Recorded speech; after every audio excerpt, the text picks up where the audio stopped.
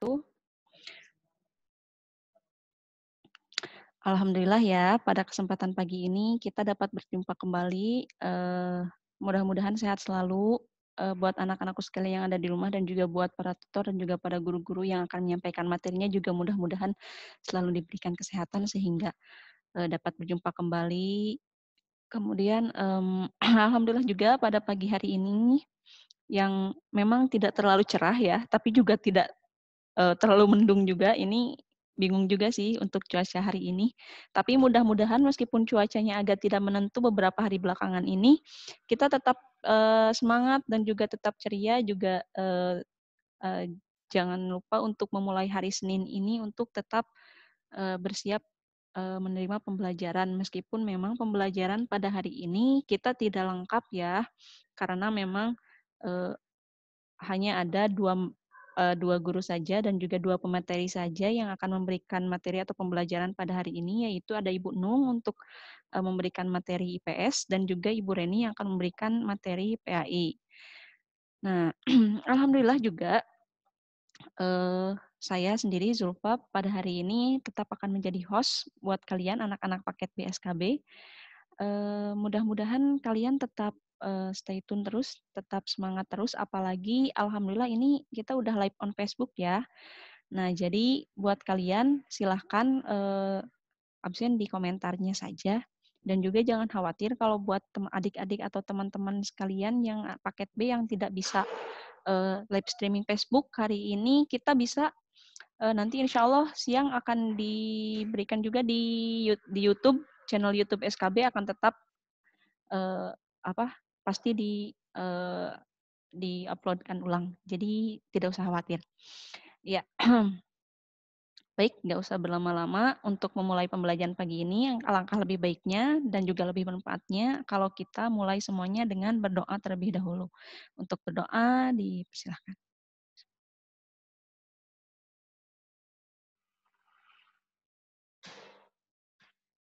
Selesai. Ya, terima kasih buat anak-anak. Tolong siapkan ya buku tulisnya dan juga powerpoint-nya untuk kalian mungkin nanti akan ada catatan. Kemudian apabila nanti ada tugas yang ditugaskan, tolong kerjakan tugasnya dengan baik karena memang sebagai para guru dan juga para tutor kesulitan gitu untuk memberikan kalian nilai kalau kalian latihannya saja atau tugas dari gurunya saja tidak dikerjakan gitu. Jadi bagaimana kami bisa menilai kalau kalian tidak mengerjakannya dengan serius. Terlepas dari kemarin kita sudah selesai PTS dan kita sekarang mulai lagi pembelajaran seperti biasa, mulai lagi aktif pembelajarannya seperti biasa dari minggu kemarin. Jadi tolong perhatikan baik-baik karena mungkin setelah ini nanti kalian harus siap-siap juga pembelajarannya ini buat nanti di UAS. Jadi tolong ya. Baik, nggak usah berlama-lama, langsung saja untuk materi pembelajaran yang pertama pada pagi hari ini ada Ibu Nung yang akan menyampaikan materi pembelajaran ilmu pengetahuan sosial. Kepada Bu Nung, kepada beliau dipersilahkan. Silakan Bu.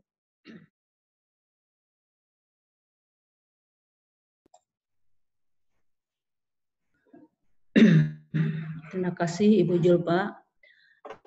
Assalamualaikum warahmatullahi wabarakatuh. Selamat pagi anak-anakku sekalian. Mungkin di hari yang ini bisa dibilang cerah ya, tapi kadang-kadang mendung juga. Mudah-mudahan kalian semua ada dalam keadaan sehat walafiat dan mudah-mudahan kalian sudah siap siap untuk mengikuti pembelajaran daring kita ini ya. Dan mudah-mudahan juga kalian tetap semangat ya dalam menyimak atau mengikuti pembelajaran kita. Nah, mungkin udah berapa bulan ya kita melaksanakan pembelajaran secara daring ini. Ada semacam kerinduan-kerinduan ya di hati kita, terutama kalian banyak yang menyanyikan kapan kita bisa luring ya. Tapi dengan adanya situasi yang sekarang masih belum dikatakan kita belum terlepas dari pandemi COVID-19 ini, maka mungkin pembelajaran kita masih dilaksanakan secara daring. Nah, untuk itu Ibu tekankan kepada kalian untuk tetap mengikuti apa-apa yang dianjurkan pemerintah ya, supaya kita sama-sama melawan virus ini untuk supaya berakhir ya, dengan mengikuti apa namanya tuh, instruksi dari pemerintah bahwa kita juga selalu jaga jarak ya, tidak boleh ada kerumunan-kerumunan yang nggak berarti ya. Terus kalian harus selalu memakai masker ya apabila kalian keluar rumah, atau apabila tidak perlu janganlah ya, usahakan kita diam aja di rumah ya, segala sesuatu di rumah. Nah, dengan begitu kalian bisa mendukung untuk supaya kita cepat-cepat terlepas dari wabah ini ya. Nah, anak-anakku, mungkin di antara kalian ada yang masih belum mengikuti penilaian tengah semester yang telah kami berikan waktu 2 minggu yang lalu ya. Nah, mungkin untuk usaha kalian untuk bisa mengerjakannya, tolong Ibu udah ingatkan ke kalian bahwa kalau misalkan tidak bisa mengakses kami secara langsung ini, bisa kalian datang ke sekolah atau gimana ya, temui guru-guru yang memang kalian belum mengerjakan PTS-nya. Nah, dan lagi Ibu ingatkan dan Ibu harapkan kalian semua selalu mengikuti pembelajaran daring ini ya. Memang dari antara kalian ada yang beralasan mungkin bekerja ataupun apa. Ibu tidak akan melarang kalian untuk bekerja ya, tetapi kita lihat kapan jadwal kita belajar dan kapan bisa kalian bekerja ya, itu. Jadi Ibu harapkan sekali lagi jangan jangan terlalu menganggap bahwa pembelajaran kita ini tidak karena jauh kita kalian itu, tetap kami melihat kehadiran atau absen yang dituliskan kalian ya di kolom komentar. Jadi kita tahu siapa-siapa aja yang mengikutinya dan siapa yang tidak ya. Dari sekian ada yang memang belum sama sekali. Nah, itu Ibu ingatkan ya. Nah, itu hari ini seperti biasa di sini Ibu akan menyampaikan materi tentang mata pelajaran IPS. Adapun materinya di sini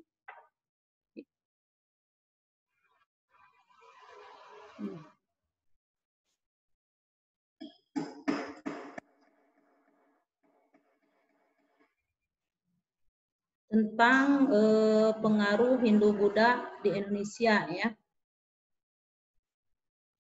Nah, kita pertama-tama kita lihat bagaimana perkembangan agama dan kebudayaan Hindu di Asia Selatan, Asia Timur, dan Asia Tenggara, serta persebarannya di Indonesia.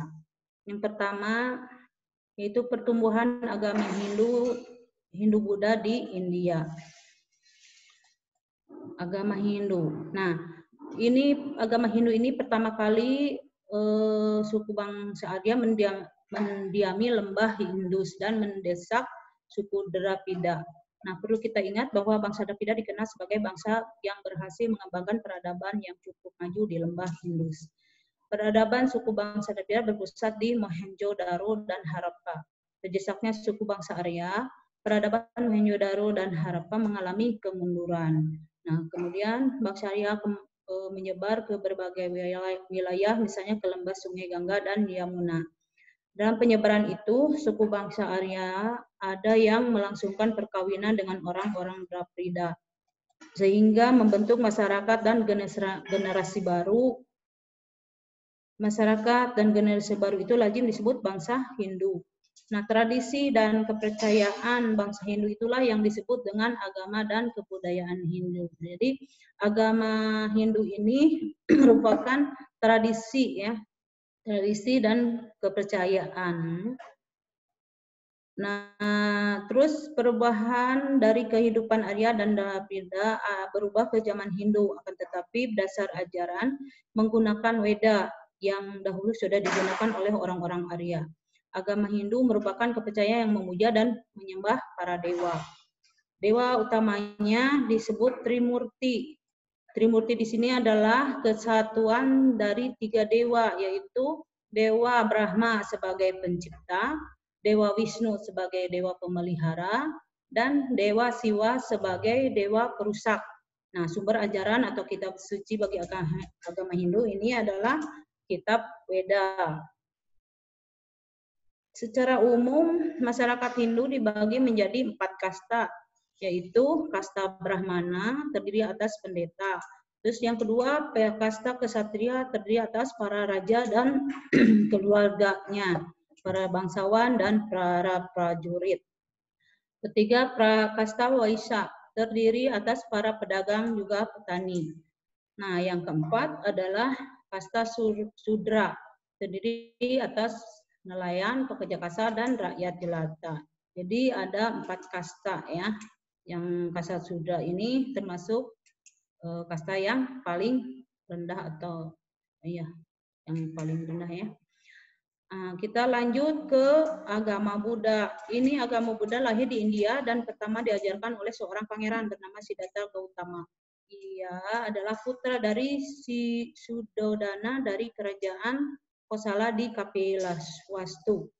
Nah, pangeran Siddhartha ini tidak menyenangi kemewahan, maka ia kemudian meninggalkan istana dan pergi ke tengah hutan di Bodhi gaya untuk bertapa. Ia bertapa di bawah sebuah pohon dan kemudian mendapatkan bodhi atau penerangan yang sempurna. Peristiwa itu terjadi pada tahun 531 sebelum Masehi saat usia Pangeran Siddhartha Gautama 35 tahun.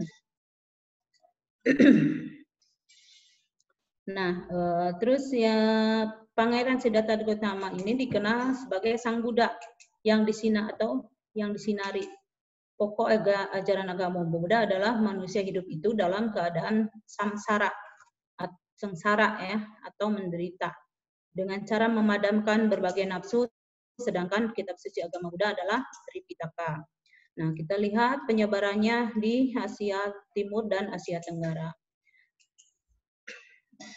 Di Cina, nah, penyebaran pengaruh Hindu Buddha dari India ke Cina atau Asia Timur dan Asia Tenggara tidak dapat dilepas dari adanya jalur perdagangan kuno di dunia. Sejak sebelum Masehi sudah dikenal adanya 2 jalur perdagangan ya. Jalur tersebut yaitu jalur perdagangan darat yang lazim disebut dengan Jalan Sutra dan jalur perdagangan laut. Nah, dengan dari 2 jalur tersebut ya, bahwa India sangat strategis ya. India itu dilewati atau diberkatkan dengan 2 jalur perdagangan baik melalui darat maupun laut. Nah, hubungan India dengan Cina di Asia Tenggara ternyata tidak berhubungan dagang saja, tetapi ada terjadi proses penyebaran agama Hindu dan Buddha. Setelah agama Hindu kemudian berkembang di India. Nah, setelah agama Hindu Buddha berkembang di India Utara ataupun di India Selatan, maka mulainya penyebaran ke luar India, misalnya ke Cina. Masuknya pengaruh agama dan kebudayaan Hindu di Cina berlangsung seiring dengan berkembangnya hubungan dagang antara India dan Cina. Nah, kemudian ke Korea. Nah, penyebaran agama Buddha ke Korea ini berasal dari Cina. Penyebaran dilakukan bersamaan dengan penyerangan Cina ke Korea pada tahun 108 Masehi. Kaisar Han Wu menyerang kerajaan Silla, Paiche, dan Goguryeo di Korea. Pada tahun 400 Masehi, pengaruh agama Buddha telah tersebar luas di Korea. Nah, terus Jepang. Agama Buddha yang tersebar ke Jepang berasal dari Korea. Persebaran agama Buddha terjadi saat Jepang berada di bawah pemerintahan Raja Shotoku Taisi ya pada abad ke-7. Raja Shotoku akhirnya memeluk agama Buddha dan membiarkannya berkembang luas. Bahkan pada tahun 604 menjadikan Buddha sebagai agama negara. Nah, di Jepang agama Buddha yang telah tercampur Konfutse dan Laoze berpadu lagi dengan kepercayaan asli Jepang. Aliran agama Buddha di Jepang menjadi bertambah banyak ya. Terlihat dari ini ada aliran Shingon, Nara dan Tendai. Nah, itu ya. Jadi penyebaran ke Asia. Nah, sekarang penyebaran pengaruh Hindu-Buddha ke Asia Timur dan Asia Tenggara. Kampuja Agama Buddha ini mulai nampak pada abad ke-5 yaitu pada masa pemerintahan kerajaan Funan yang awalnya mayoritas masyarakatnya memeluk Brahmanisme dengan bukti penemuan-penemuan arkeologi serta berita-berita dari Cina. Selain itu, pada abad ke-10, Raja Yasovarman membangun Saugatasrama untuk para biku dan mengeluarkan peraturan yang mengenai penggunaan bangunan tersebut. Ya. Funan merupakan kerajaan yang aktif dan dalam dunia perdagangan khususnya dengan negara Cina dan India. Maka dengan adanya hubungan tersebut memungkinkan masuknya agama Buddha di Kamboja lewat jalur perdagangan. Bukan hanya agama yang berkembang di Funan, tetapi bahasa Sanskerta juga digunakan sebagai bahasa istana. Dan selanjutnya bahasa Pali juga masuk ke wilayah selatan kerajaan Funan.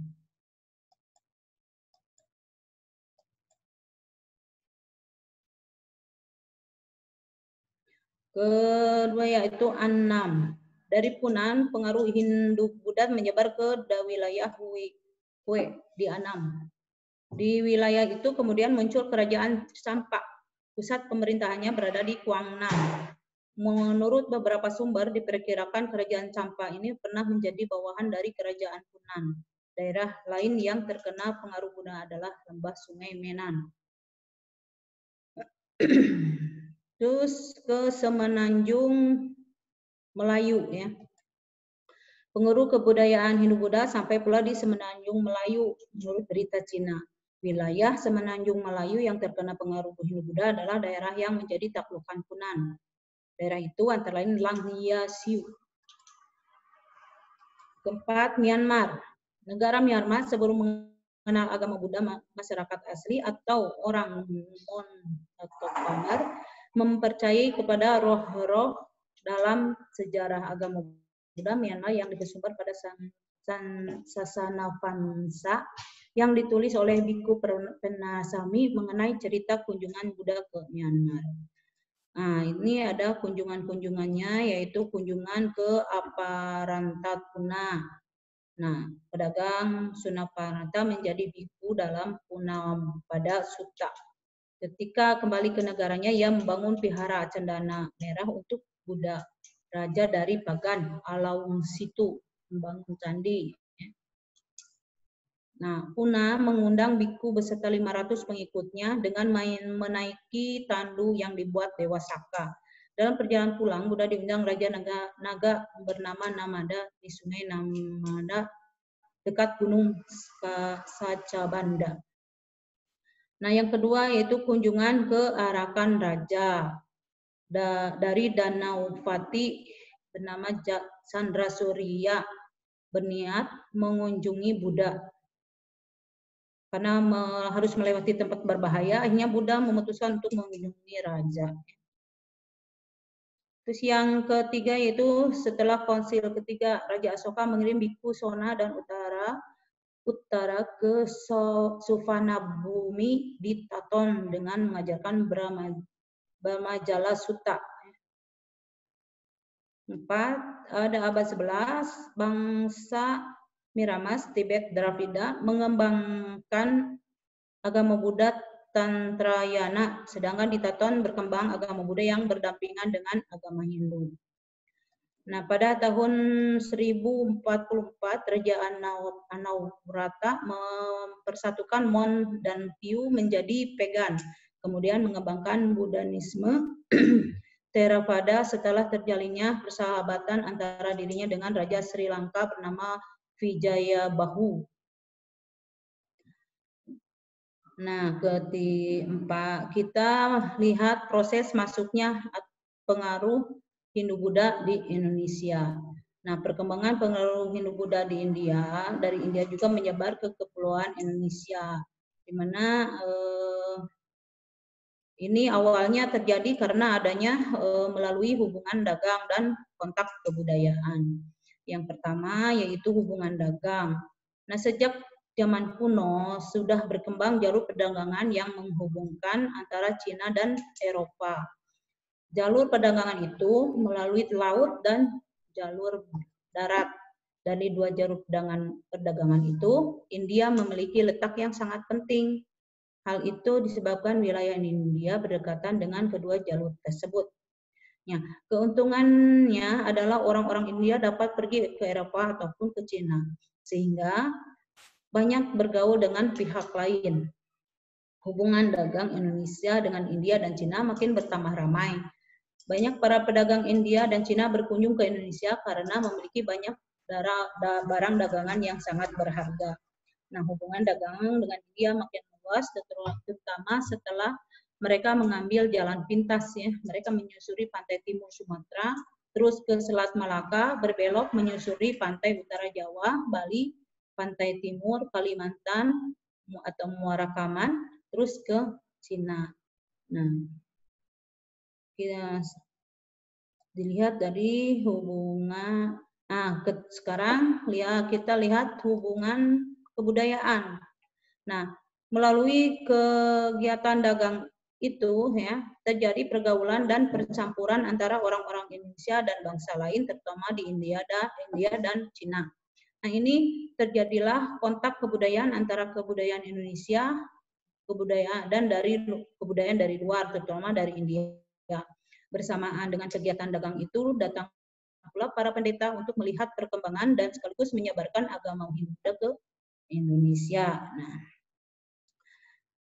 Nah, orang-orang Indonesia ini, terutama pemuka masyarakat, mulai tertarik pada ajaran agama Hindu atau Buddha. Mereka secara khusus mengundang para brahmana atau pendeta untuk memimpin upacara pemujaan atau upacara korban. Nah, para pemuka masyarakat tertarik dengan upacara yang dilakukan para brahmana atau para pendeta. Oleh karena itu, banyak di antara para pemuka masyarakat tersebut memeluk agama Hindu dan Buddha. Nah, di antara pemuka masyarakat tersebut ada yang pergi ke India. Nah, itu untuk memperdalam agama Hindu dan Buddha tersebut ya. Dan setelah pulang ke Indonesia, mereka ikut menyebarkan agama dan kebudayaan Hindu-Buddha. Rakyat banyak yang tertarik dan memeluk agama yang dipeluk para pemuka masyarakat tersebut. Selain itu, terjadinya perkawinan orang-orang India dengan orang Indonesia setelah ikut mempercepat proses masuk dan penyebaran Hindu-Buddha ke Indonesia. Nah, sumber sejarah hubungan India dan Indonesia. Ini proses masuknya pengaruh Hindu-Buddha itu menunjukkan bahwa semula orang-orang Indonesia bersifat pasif ya. Akan tetapi orang-orang Indonesia kemudian bersifat aktif. Mereka yang sudah memiliki pengetahuan agama pergi ke India untuk berziarah dan menanam pengetahuan agamanya, menambah pengetahuan agamanya. Nah, setelah pulang ke Indonesia, mereka aktif menyebarkan agama Hindu dan Buddha itu pada masyarakat. Dengan demikian, makin banyak anggota masyarakat yang memeluk agama Hindu dan Buddha. Akan tetapi, nampaknya agama Hindu yang Buddha lebih dahulu berkembang dibandingkan agama Hindu lebih dahulu berkembang dibandingkan dengan agama Buddha. Nah, perkembangan kerajaan yang bercorak Hindu-Buddha di Indonesia. Nah, proses munculnya kerajaan Hindu-Buddha di Indonesia, pengaruh kebudayaan Hindu-Buddha menyebabkan bangsa Indonesia mulai mengenal tulisan. Dengan memakai tulisan, bangsa Indonesia mulai mencatat berbagai peristiwa penting yang terjadi dalam masyarakat. Adanya tulisan, bangsa Indonesia mulai memasuki zaman dengan adanya, kan kemarin kita telah belajar ya, kalau ada praaksara. Nah, kalau ini sudah bangsa Indonesia sudah mengenal tulisan. Nah, maka kita memasuki zaman sejarah. Kalau yang belum mengetahui aksara, praaksara atau prasejarah ya. Nah, ini ada perbedaan kehidupan sosial masyarakat sebelum dan sesudah masa perkembangannya pengaruhnya di Indonesia ya. Terus nama dan tempat kerajaan Hindu-Buddha di Indonesia, perubahan yang sangat penting akibat masuk pengaruh Hindu-Buddha adalah dalam bidang politik dan pemerintahan. Sebelum datangnya pengaruh Hindu-Buddha di Indonesia hanya mengenal bentuk pemerintahan yang sederhana. Tetapi pemerintahan tersebut itu adalah semacam pemerintahan masyarakat di suatu desa ya. Setelah pengaruh Hindu-Buddha masuk ke Indonesia, pemimpin desa atau kepala suku yang sudah memeluk agama Hindu dan Buddha berubah menjadi seorang raja.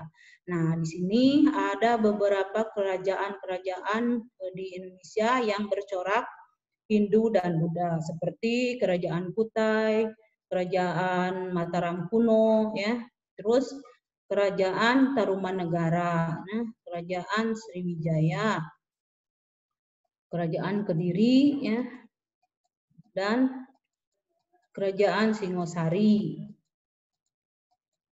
Nah, itu ya, ada kerajaan-kerajaan yang Hindu merupakan kerajaan Hindu Buddha di Indonesia. Nah, untuk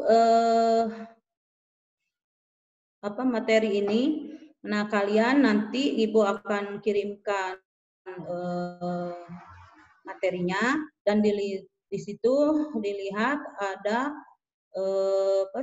tadi Ibu sebutkan adanya kerajaan-kerajaan yang bersifat atau bercorak Hindu dan Buddha ya, yang telah Ibu sebutkan tadi. Nah, itu kalian tulis kembali di dalam buku. Terus masa peninggalan masa kerajaan Hindu Buddha apa aja yang menjadi peninggalan di peninggalan dari masa kerajaan Hindu Buddha tersebut ya. Nah, itu tugasnya ya.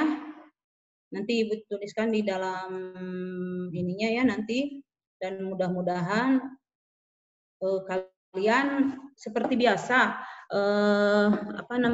tugasnya kalian tulis di dalam buku catatan ya. Nah, sebelum Ibu menyuruh kalian untuk mengumpulkan, kalian jangan dulu dikumpulkan karena nanti takutnya bukunya hilang ya. Karena Ibu tidak tahu kalau di antara kalian ada yang mengumpulkan. Nah, untuk itu tunggu kabar dari Ibu kapan kalian harus mengumpulkan tugas-tugas dan catatan dari Ibu. Itu saja dulu materi kali ini. Mudah-mudahan kalian selalu bersemangat ya, tetap semangat dan tetap sehat ya. Terima kasih. Wassalamualaikum warahmatullahi wabarakatuh. Warahmatullahi wabarakatuh. Ya, terima kasih kepada Ibu Nung. Maaf Bu, bisa dimutkan dulu. Ya, terima kasih ya kepada Ibu Nung untuk yang telah memberikan materi mengenai Hindu dan Buddha di Indonesia ya, perkembangan Hindu dan Buddha di Indonesia. Mudah-mudahan anak-anakku sekalian yang tunggu sebentar ya. Ya, mudah-mudahan anak-anakku sekalian bisa mendapatkan pembelajaran tentang bagaimana sejarah perkembangan agama gitu di Indonesia, apalagi pas masa awal-awal kan pasti Indonesia itu dari dulu itu yang pertama itu ada Hindu dan juga Buddha sebelum masuknya agama Islam gitu ya. Mudah-mudahan kalian mendapatkan pelajaran yang sangat-sangat disebutnya benar-benar ya benar-benar ya pelajaran sejarah yang benar-benar supaya kalian tidak melupakan apa sih sebelum kita sekarang hidup seperti ini tuh dulu ada sejarahnya loh gitu ya. Jangan sampai kita melupakan hal-hal tersebut karena itu penting loh untuk diingat. Ya, mungkin terima kasih sekali lagi ya kepada Bu Nung yang sudah memberikan materinya dan mungkin untuk pembelajaran selanjutnya oh ya sebelumnya tolong ya sekali lagi kepada anak-anakku sekalian yang di rumah untuk mengingatkan sekali lagi untuk yang memang catatan kata Bu Nung juga tolong jangan dulu dikumpulkan apabila belum ada pemberitahuan untuk mengumpulkan catatan tersebut. Jadi dimohon sekali ya kepada kalian untuk kalau misalnya ada pertanyaan atau apapun yang kalian memang kurang mengerti, tolong tanyakan kepada wali kelas. Kalau memang wali kelasnya misalnya, kalau tidak kepada wali kelas, tolong tanyakan kepada guru yang bersangkutan ke sekolah gitu ya, kalau bisa. Karena memang tidak semua hal wali kelas tahu sejujurnya. Jadi kalau memang pengen lebih jelasnya, tolong tanyakan ke guru yang bersangkutan. Tapi kalau misalnya, Bu, udah saya mah tidak punya nomornya, maka tanyakan dulu kepada wali kelas. Insya Allah wali kelas akan memberitahukan atau mencari tahu terlebih dahulu kepada guru-guru yang bersangkutan ya. Jadi kalau kalian misalnya nggak tahu, kalian pasrah aja, jangan gitu. Gitu. Kalau kalian misalnya, Pak saya tuh ada ini nggak tahu Pak, misalnya materi linknya itu nggak ada Pak, misalnya. Pak saya materi linknya itu kemarin kehapus, jadi mau minta lagi gitu ke wali kelas misalnya. Insya Allah nanti wali kelas kalian mungkin akan meminta ke guru-guru yang bersangkutan supaya minta lagi linknya gitu. Jadi tolong kalau misalnya kalian memang belum mengerjakan latihan atau tugas atau misalnya link-link yang lain, kalian jangan diem aja gitu. Kalau misalnya nggak ada atau gimana usahalah gitu. Minimal lah tanyain ke wali kelas gitu. Insya Allah wali kelas juga pasti akan berusaha sekuat tenaga gitu, sekuat mungkin untuk membantu kalian gitu ya. Jadi jangan malu gitu, jangan sampai dah saya emang nggak ada linknya gitu. Ya udah weh gitu, biarin kayak gitu. Kalau misalnya kalian masih malu ngomong ke wali kelas, datang ke sekolah langsung, minta ke gurunya itu bahkan lebih baik gitu. Ya, tapi tolong dengan sekali lagi kalau misalnya kalian memang mau keluar rumah, tolong taati atau patuhi aturan yang memang sekarang sedang diterapkan seperti selalu bersih dan juga jangan lupa menggunakan masker serta jangan lupa mencuci tangan dimanapun kalian berada ya. Baik, tidak berlama-lama lagi, langsung saja kepada materi yang kedua pada hari ini yaitu tentang pendidikan agama Islam yang akan diberikan oleh Ibu Reni. Kepadanya dipersilahkan.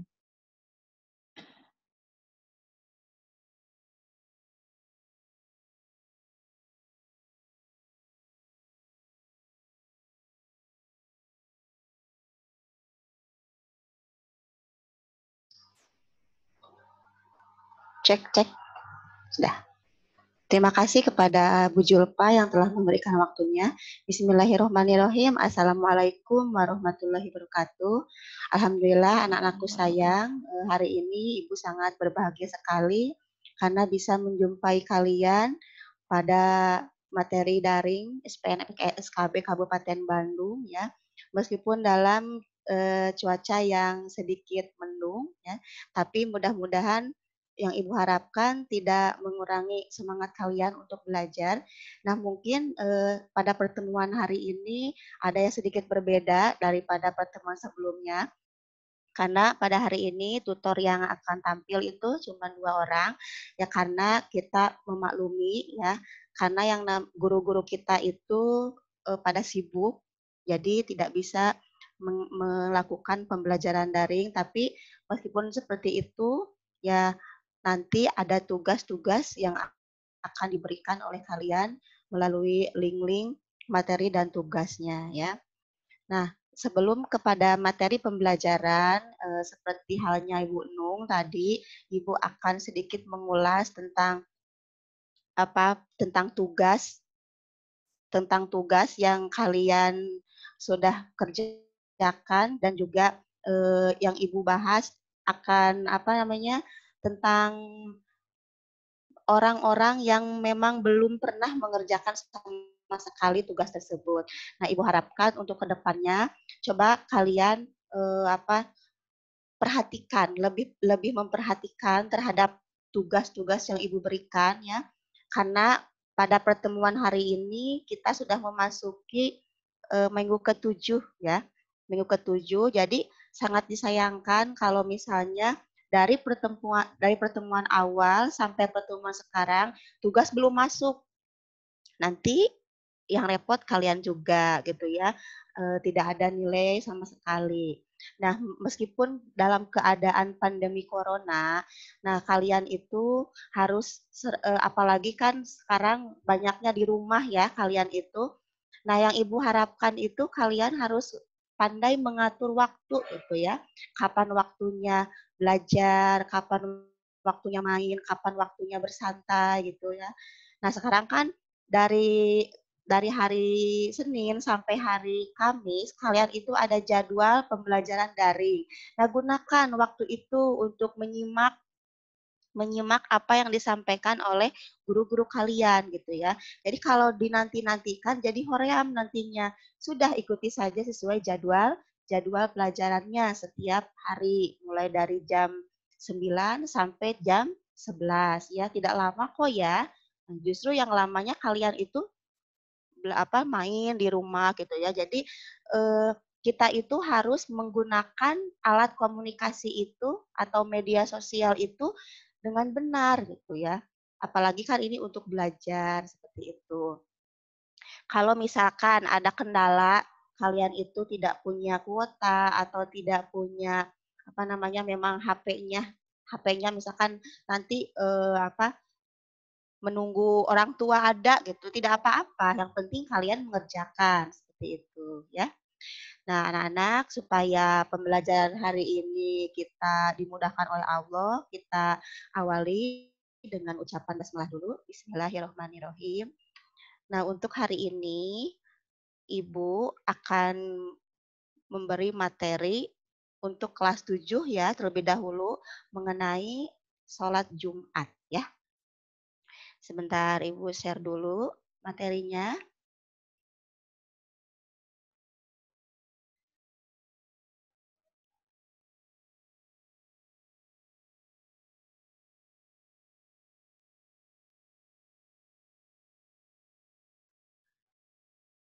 Sebentar ya, materinya akan Ibu share dulu.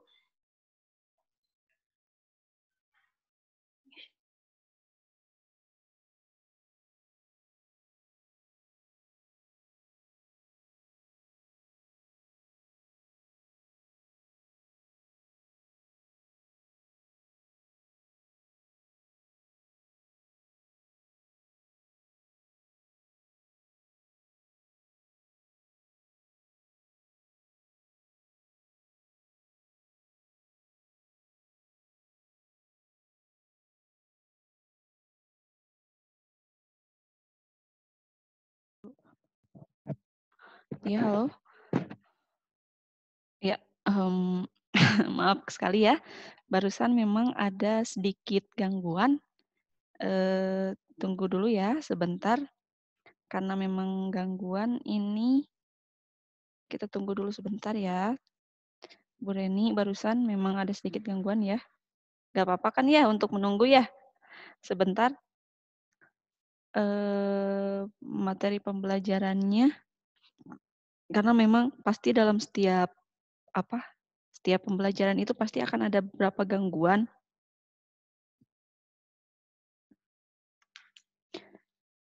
Jadi ini juga ada gangguan. Sebentar, kayaknya ini ada gangguannya. Bu Reninya log out dulu sebentar. Kita tunggu dulu sampai beliau masuk ya. Sabar ya anak-anakku yang di rumah yang sedang menonton live streaming ini.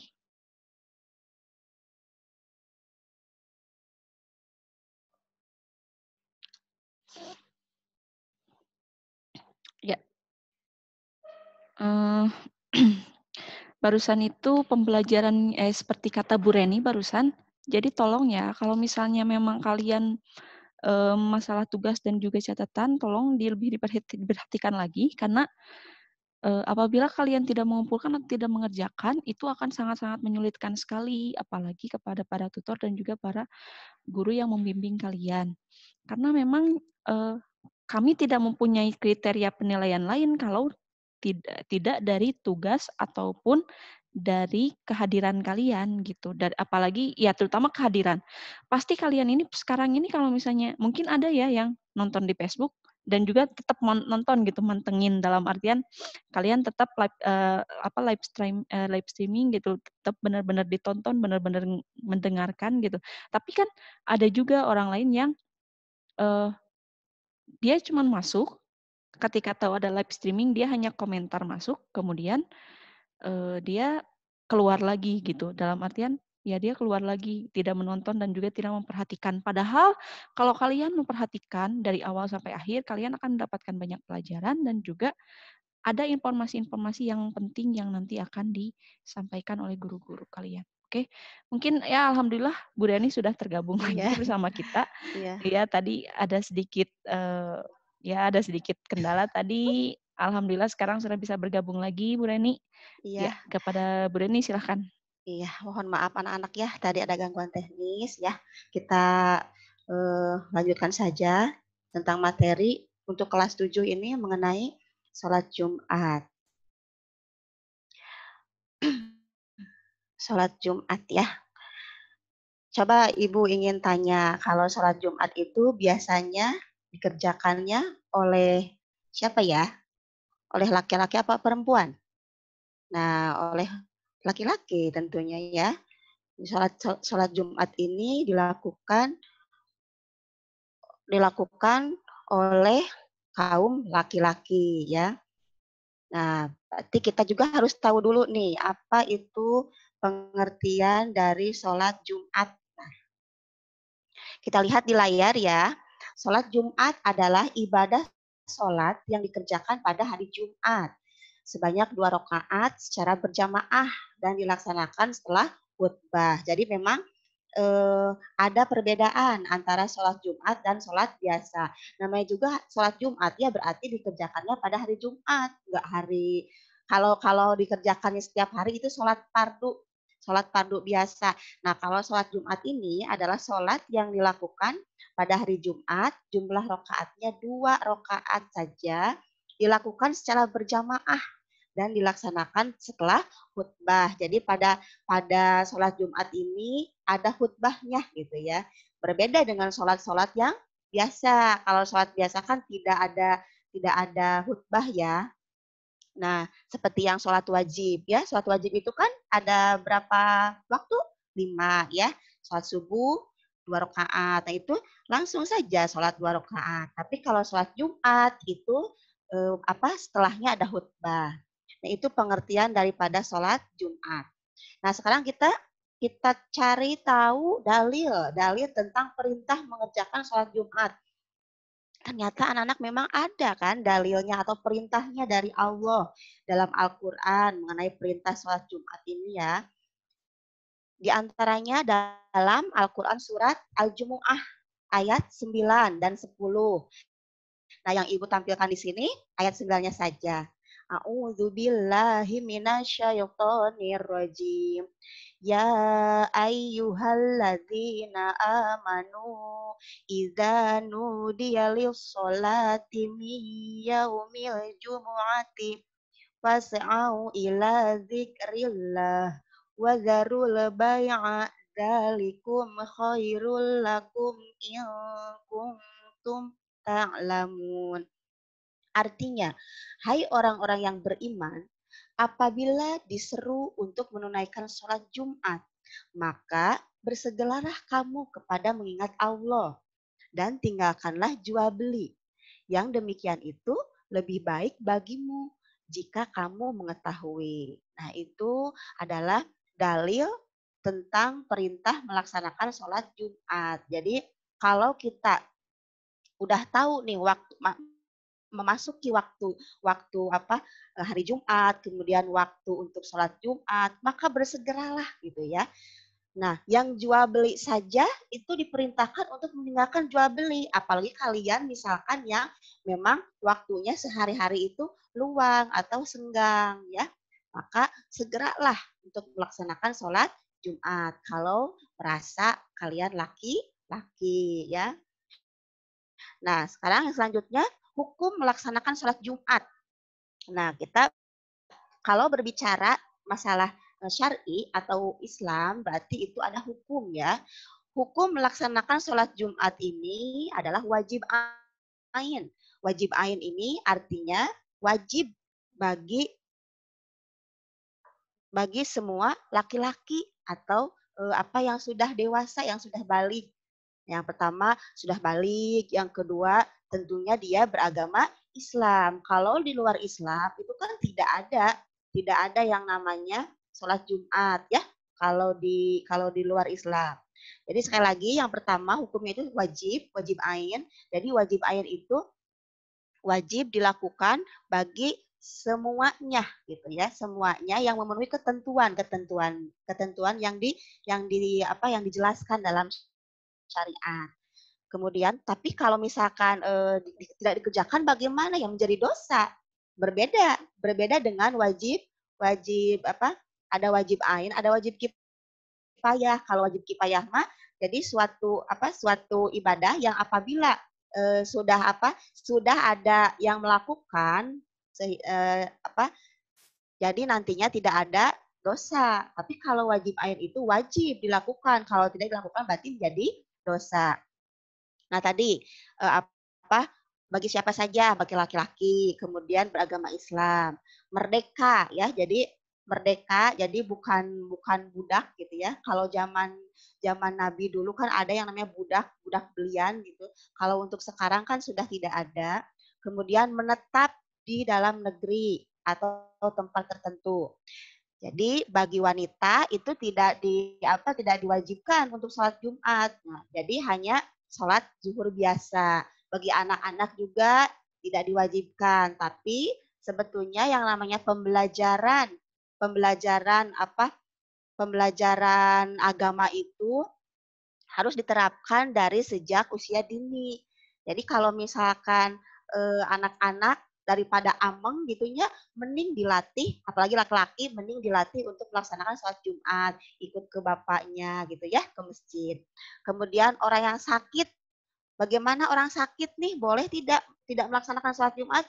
Tidak apa-apa kalau sakitnya memang tidak kuat untuk pergi ke masjid, tidak apa-apa, tidak sholat Jumat juga, tapi harus menggantinya dengan apa? Dengan sholat zuhur biasa, ya seperti itu. Itu adalah hukum dan juga bagi siapa saja sih sholat Jumat itu. Nah, kita sekarang kepada tata cara atau kaifiat sholat Jumat. Tapi sebelum sholat Jumat itu ada persiapan yang harus dilakukan oleh kita sebelum kita sholat Jumat. Yang pertama wajib mandi. Nah, mandinya. Jadi satu acan sholat Jumat teh urang teh tidak ibak heula di kuramas yang disebut dengan mandi besar teh yang waktu kemarin Ibu jelaskan ya di hadas besar ya. Nah, itu mandi dulu, kemudian disunatkan untuk apa? Memakai wangian. Jadi memakai wangi-wangian itu jangan hanya misalnya pergi ke mana? Pergi ke undangan saja baru pakai wangi-wangian ya. Atau misalnya pergi apel. Nah, baru pakai wangi-wangian. Hari giliran sholat misalkannya bararau pakaian. Nah, tidak boleh seperti itu ya. Jadi ketika sholat Jumat disunahkan memakai wangian. Kemudian disunahkan pula untuk memakai pakaian yang terbaik gitu ya. Yang terbaik di sini bukan berarti baru. Akhirnya Jumat ya, setiap ini harus pakai baju baru ya, baju takwa baru. Jadi ngadadak beli heula. Tidak usah seperti itu. Yang penting yang terbaik itu artinya bersih, rapi, kita setrika dulu ya, seperti itu. Dan kalau bisa lebih baiknya ketika kita melaksanakan sholat Jumat kan kita pakai baju takwa ya, baju koko. Nah, jangan sampai misalkan kita melaksanakan sholat Jumat pakai kaos anu aya tulisannya teh tulisan yang tidak bagus gitu ya. Nah, sehingga nantinya bakal membuyarkan konsentrasi makmum yang ada di belakang kita nantinya. gitu, seperti itu. Misalnya apa, perkataan-perkataan, apalagi perkataan-perkataan yang jorok atau yang kasar, misalnya ada di tempelan kaos kita, wah itu akan membuyarkan konsentrasi kehusuan daripada teman kita yang di belakang kita, ya. Nah, itu diusahakan untuk memakai pakaian koko saja, ya. Kemudian yang selanjutnya, apalagi setelah memakai pakaian yang terbaik atau yang bersih, nah bersegera pergi sholat Jumat ke masjid, biar lebih awal ya. Jadi yang namanya sholat Jumat itu jangan papaneri-paneri, ai pulang panggelana. Nah, jangan seperti itu. Nah, kebanyakan yang ibu lihat seperti itu ya, anak-anak muda datang pas adan gitu. Kemudian pulang duluan pulangnya. Komo sieun sendalna sieun direbut ku batur ya, seperti itu. Karena memang banyak ya kejadian-kejadian ketika selesai sholat biasanya asalnya kita pakai pakai sendal tulisan Bata, ya jadi sena capit. Nah, itu seperti itu. Nah, jadi kalian harus lebih awal, apalagi generasi muda ya, di masjid itu sholat tahiyatul masjid dulu, kemudian baca Quran dulu ya, itu lebih bagus dan pahalanya juga kalau kita berada di saf lebih awal itu kan pahalanya diibaratkan saf awal itu onta bagiannya gitu ya. Kalau misalkan dari onta, kalau kita misalkan mundur sedikit, pahalanya diibaratkan apa? Misalkan sapi misalkannya di sebelah belakangnya lagi diibaratkan kambing, di sebelah belakangnya diibaratkan apa? Kabayang anu pangjuruna, pangakhirna eta diibaratkeun naon pahalana. Mending kalau dia itu fokusnya mendengarkan imam atau khotib ceramah, iya bari nunutan ya. Nah, aduh berarti tidak ada sedikit pun ilmu gitu ya yang dibawa pulang dari masjid itu. Seperti itu, hanya tidur saja ya.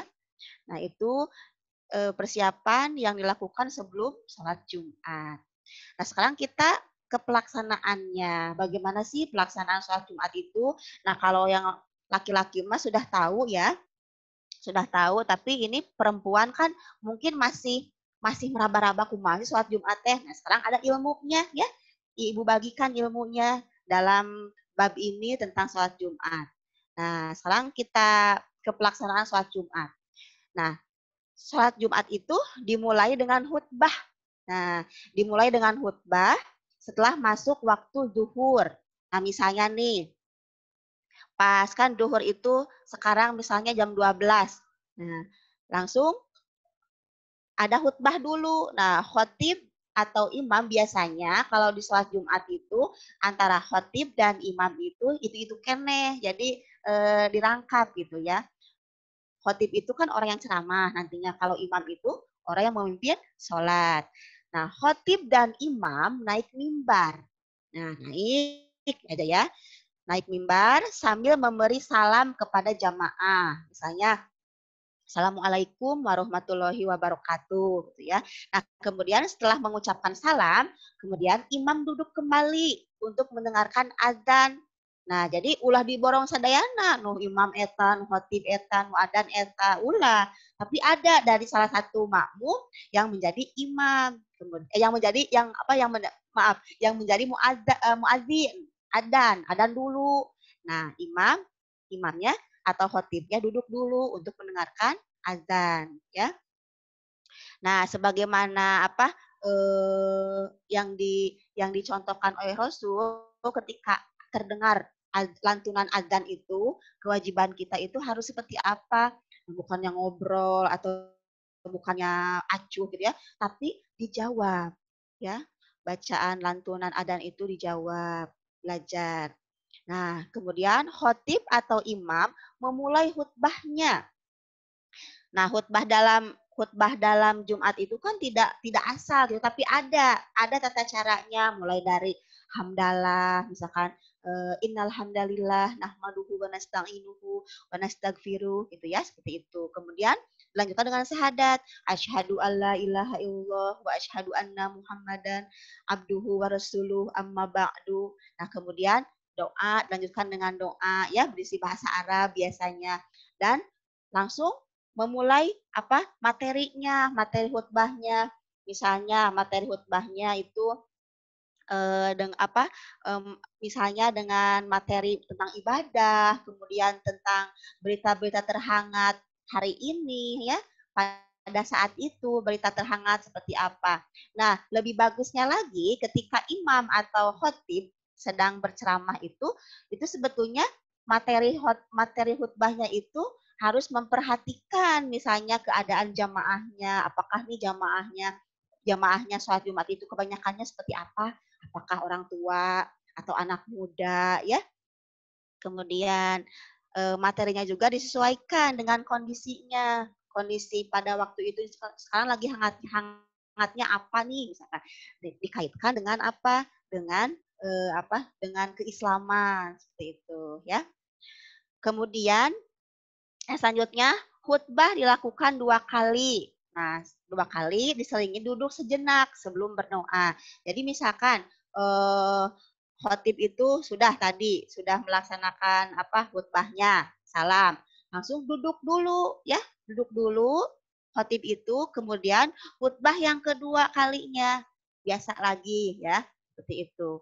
Nah, selanjutnya setelah khotib atau imam selesai melaksanakan khutbah, kemudian turun ke tempat imam untuk segera mengimami sholat. Jadi kalau khutbahnya udah selesai, nah baru ke tempat imam untuk melaksanakan sholat Jumat yang berjumlah 2 rakaat. Dan pada sholat Jumat ini bacaan imam itu dikeraskan atau dizaharkan oleh imamnya. Kewajiban makmum seperti apa? Ya mengikuti dalam hati saja ya, dalam hati menyimak apa yang diucapkan oleh imam. Nah, ketika ada yang salah imamnya, maka benarkan. Kalau misalkan bagaimana cara membenarkannya, Bu? Apakah misalkan gini, punten eta lepat baca anak, maka seperti itu? Nah, tidak. Jadi dalam Islam ada cara-caranya ketika imam sedang melakukan sholat, kemudian menemukan kesalahan. Kalau laki-laki yang membenarkannya, misalkan baca subhanallah, atau kalau dalam bacaannya yang salah, langsung saja dibetulkan oleh makmumnya. Misalnya harusnya nih Ar-Rahmanir-Rahim. Maliki sirotol mustaqim. Nah, langsung dibetulkan ya. Nah, makanya ketika saf awal dalam sholat itu harus orang yang memang mampulah dalam bacaan Al-Qur'an. Jadi ketika salah itu terdengar gitu ya membenarkannya. Nah, kalau yang membenarkannya perempuan cukup menepuk tangan gitu ya. Bukannya gini. Bukan gini, tapi cukup tepukan tangannya. Nah, gitu ya. Seperti itu. Langsung kalau yang imamnya tahu tentang ilmu agama, berarti saya teh ada kesalahan, langsung dibetulkan oleh imamnya sendiri. Tapi kalau misalkan imamnya nggak ngeh, ya bagaimana lagi gitu ya, biarin saja seperti itu. Nah, itu mungkin anak-anak mengenai materi dari sholat Jumat. Nah, mudah-mudahan yang Ibu berikan ini materi tentang sholat Jumat ini bisa bermanfaat buat kalian, apalagi untuk laki-laki, dan dipraktekkan gitu ya. Dipraktekkan bukan hanya sekedar tahu teori, tapi praktek itu yang utama. Karena ketika kalian tidak melaksanakan sholat Jumat, berarti kalian itu bolong satu waktu, yaitu sholat zuhur. Dan kalau memang tidak ada kendala, kemudian dia tidak melaksanakan sholat Jumat, itu dosa besar sekali ya. Yang punya kendala juga, yang punya masalah juga seperti sakit juga, itu kan wajib, tapi diganti dengan sholat biasa saja, seperti itu, sholat zuhur biasa. Mungkin itu anak-anak ya untuk materi kelas 7. Kita lanjut ke materi kelas berikutnya, yaitu kelas 8. Mengenai materi tentang bahaya judi. Bahaya judi. Kalau kemarin kan kita membahas tentang bahaya apa? Minum-minuman keras. Nah, sekarang kita bahas tentang bahaya judi. Ya. Nah, kalau kata Roma Irama judi, Nah, kayak gitu ya. Nah, kalian itu harus tahu nih, apa sih judi itu? Bukan hanya tahu katanya saja. Nah, judi dalam hukum syar'i disebut maisir dan khimar adalah transaksi yang dilakukan oleh dua belah pihak untuk pemilikan suatu barang atau jasa yang menguntungkan satu pihak dan merugikan pihak lain dengan cara mengaitkan transaksi tersebut dengan suatu aksi atau peristiwa. Misalnya nih, kalian itu kan suka bermain apa domino ya, bermain domino. Nah, domino itu kan memang permainan, tapi memang tidak dilarang, permainan tidak dilarang, tapi kalau sudah ada unsur uang, nah itu berarti menjadi judi. Nah, seperti itu ya. Nah, itu. Kemudian dalil tentang larangan berjudi dalam surat ini dalam ayat Al-Qur'an surat Al-Maidah yang kemarin sama ya sudah Ibu kasih tahu, sudah Ibu jelaskan. Ya a'udzubillahi minasyaitonir rajim.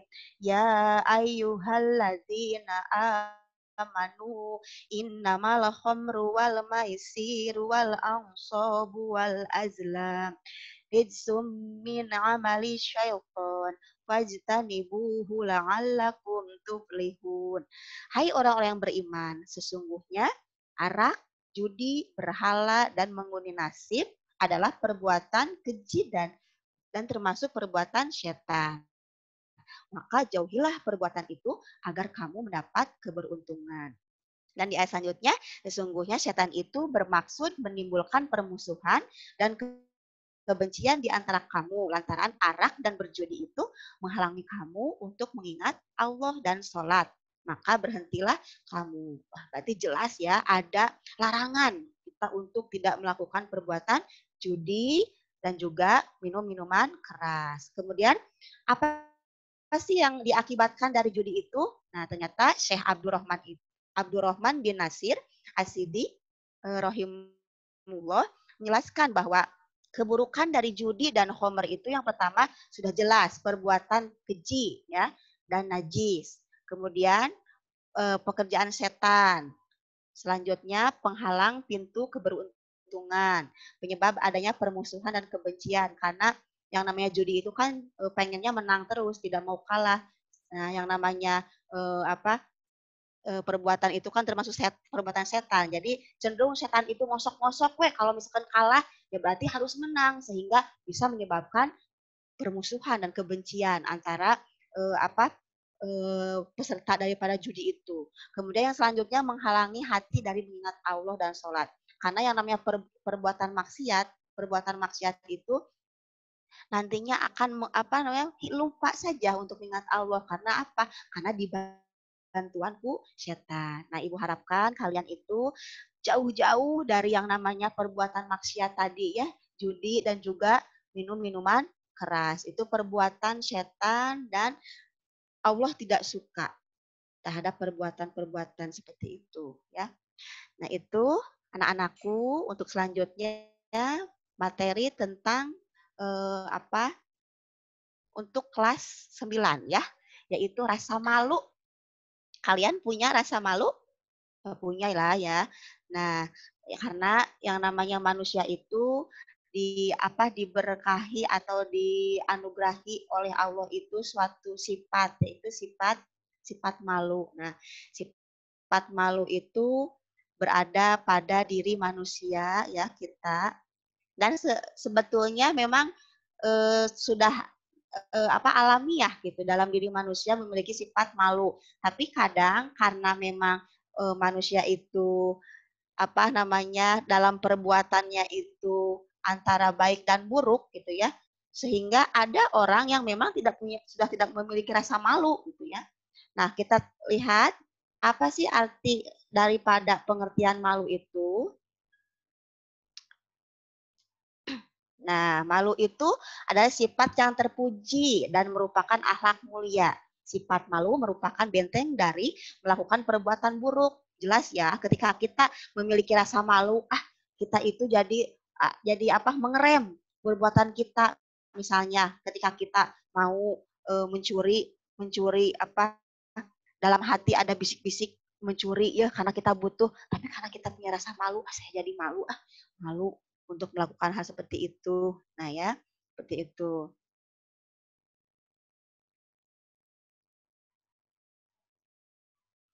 Nah ya, rasa malu. Kemudian yang selanjutnya apa sih keutamaan rasa malu? Nah, dengan kita memiliki rasa malu, kita itu akan memiliki keutamaan ya. Yang pertama, rasa malu itu adalah salah satu perangai dari keimanan. Dalam sebuah hadis, wal haya'u syu'batum minal iman. Rasa malu itu cabang dari keimanan. Nah, ketika kita mengaku beriman, mengaku Islam, kita berarti harus memiliki rasa malu karena rasa malu itu sebagian daripada iman. Kemudian yang selanjutnya, rasa malu itu pembuka segala kebaikan sebagaimana dalam hadis dijelaskan. Nah, ada ya al-haya'u la ya'ti illa bikhair. Dan selanjutnya, rasa malu itu menutup segala macam pintu keburukan. Seperti tadi yang Ibu jelaskan, ketika kita mau melakukan hal-hal yang buruk, kita akan terbentengi oleh rasa malu tersebut.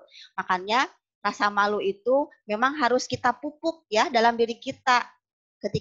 Tapi malu untuk melakukan hal keburukan. Tapi kalau untuk hal kebaikan, misalkan berani tampil di depan, nah itu mah jangan malu-malu, atau berani bertanya ya kepada guru yang memang menerangkannya belum mengerti, kalian itu wajib memiliki keberanian, bukan malu di sana ya. Jadi memang rasa malu itu penempatannya harus betul.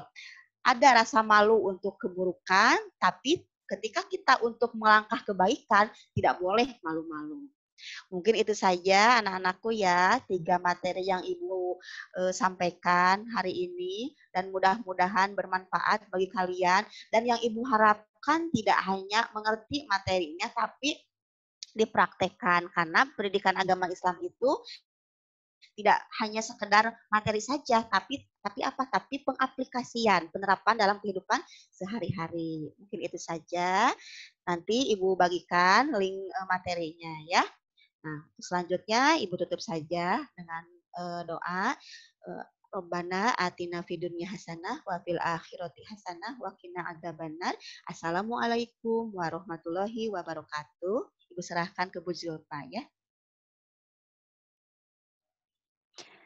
Ya, terima kasih kepada Ibu Reni atas pemberian materi mengenai pendidikan agama Islam, yaitu materi tentang sholat Jumat tadi, kalau tidak salah, kemudian tentang bahaya judi, dan juga yang terakhir tentang pengertian rasa malu ya. Baik, memang dalam kehidupan sehari-hari hal-hal tersebut memang sangat terjadi dan juga merupakan dasar-dasar apa yang harus kita miliki dan norma-norma sebagai seorang manusia. Kita memang harus memiliki yang namanya rasa malu, kemudian kita juga harus tahu apa itu kecanduan atau ketergantungan kita apabila kita memulai suatu permainan yang memang nantinya akan mengarah ke arah sesuatu yang negatif seperti judi tadi. Dan yang terakhir adalah kewajiban kita sebagai umat muslim, terutama bagi laki-laki, untuk menjalankan sholat, terutama sholat Jumat untuk laki-laki ya. Mungkin terima kasih kepada guru-guru sekalian yang sudah hadir pada hari ini, kepada Ibu Nung untuk materi IPS-nya dan juga kepada Ibu Reni untuk materi pendidikan agama Islamnya. Mudah-mudahan dapat diterima dengan baik oleh kalian semua, anak-anakku sekalian di rumah. Dan juga jangan lupa tetap semangat. Materi ini sangat-sangat berguna loh gitu ya buat kalian, jadi jangan dilewatkan. Sampai jumpa lagi minggu depan. Sekali lagi untuk menutupnya saya ucapkan hamdalah ya untuk pelajaran kali ini. Alhamdulillahirrahmanirrahim. Mudah-mudahan minggu depan kita bisa bertemu dengan formasi guru-guru dan juga tutor-tutor yang lengkap. Insya Allah, mudah-mudahan ya. Amin ya. Mungkin cukupkan sekian. Terima kasih buat anak-anak sekalian. Sampai jumpa minggu depan ya. Assalamualaikum.